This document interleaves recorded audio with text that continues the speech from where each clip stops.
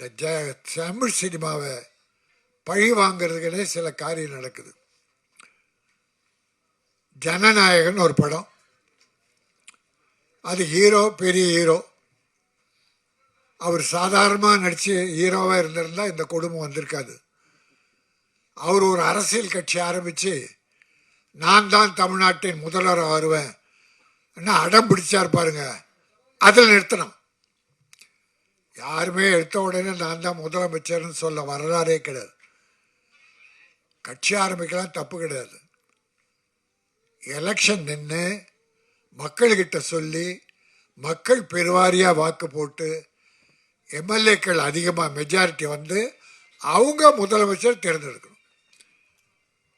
எடுத்த உடனே நான் முதலமைச்சர்னா 50-60 வருஷமாக கட்சி நடத்துகிறாங்களே அவங்கெல்லாம் என்ன ஆவாங்க? அதில் யாருக்கோ ஒரு காழ்ப்புணர்ச்சி வந்துருச்சு. கூப்பிட்டு பார்த்தாங்க, இல்லை நான் தனிதான்ட்டார். தனிதானே, ஜனநாயகத்தை பார்த்துக்கிறேன். அது இந்திய ஜனநாயகம். அதாவதுங்க, ஒரு படம் முழுசாக எடுத்து யார் ஹீரோ எந்த கட்சியெல்லாம் நான் பேச வரல.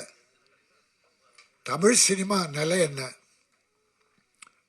ஒரு படம் எடுத்து முடிச்சாச்சு, அது 400 கோடியா 500 கோடியா தெரியாது. ஹீரோவுக்கு மட்டும் 250 கோடி, ஒரு 100 கோடியில் படம் 350 கோடி இருக்கும், அவ்வளோதான். ரைட். ஒரு முதலாளி ஒரு தயாரிப்பாளர் பண்ணான். இப்போ கஷ்டம் யாருக்கு? தயாரிப்பாளருக்கு. ஹீரோக்கள் பணம் வரலன்னு வருத்தப்படலாம், ஆனால் பணம் வரலன்னு கஷ்டப்படுறாரா? பணம் வாங்கிட்டாரு, எப்போ கொடுத்துட்டாங்க, அதனால் அவருக்கு கஷ்டம் இல்லை. ஆனால் பணம் போட்ட முதலாளி, எங்கள் தயாரிப்பாளர் அவஸ்தைப்படுறார்.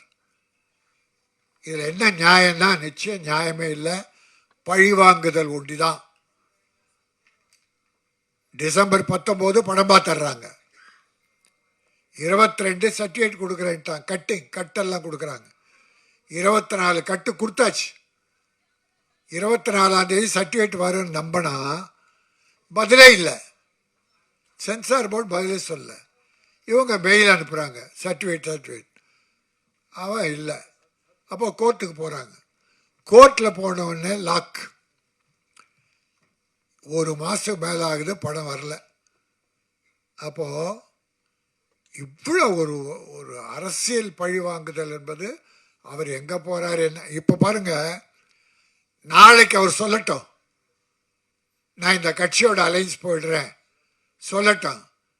நாளில் அந்த சாயந்தரம் 1 ஹவரில் வீட்டுக்கு சர்டிஃபிகேட் போயிடும். அப்போ 100க்கு 100 இது அரசியல் விளையாடுது. அது தவறு. சினிமா உலகை பழிவாங்காதீர்கள். அவருக்கு குரல் கொடுத்தாங்களா? யாரும் கொடுக்கல. ஏன்னா மற்றவங்களுக்கு கஷ்டம் வரும்போது அவர் யாருக்கும் குரல் கொடுக்கல, அவர் யாருக்கும் கொடுத்ததில்லை. அதனால் இப்போ எல்லாரும் அவரை விட்டாங்க. அதனால் அவருடைய தைரியத்தில் அவர் தான் இனி வெற்றி பெறணும், தயாரிப்பாளர் காப்பாற்றணும். ஆகவே நான் எந்த அரசானாலும், இது மத்திய அரசு தான் காரணம், மாநில அரசு மேலே சொல்கிற அர்த்தமே இல்லை. முதலமைச்சரே ஒரு ட்வீட் போட்டிருக்கார், இந்த மாதிரி பழி வாங்கக்கூடாது என்று அவர் எதிர்ப்பு தெரிவிச்சிருக்கார். ஆகவே இது எந்த அரசானாலும் இந்த ஜனநாயகத்தை விரைவில் விஷயத்தை முடித்து கோர்ட்டு மேட்டை முடித்து அந்த படம் ரிலீஸ் ஆகி ப்ரொடியூசர் காப்பாற்றப்பட வேண்டும். அதான் என் நோக்கம், வேறு நோக்கம்லாம் இல்லை. அடுத்து அவர் படம் தயாரித்து ஆயிரக்கணக்கான தொழிலாளருக்கு வேலை கொடுக்கணும்.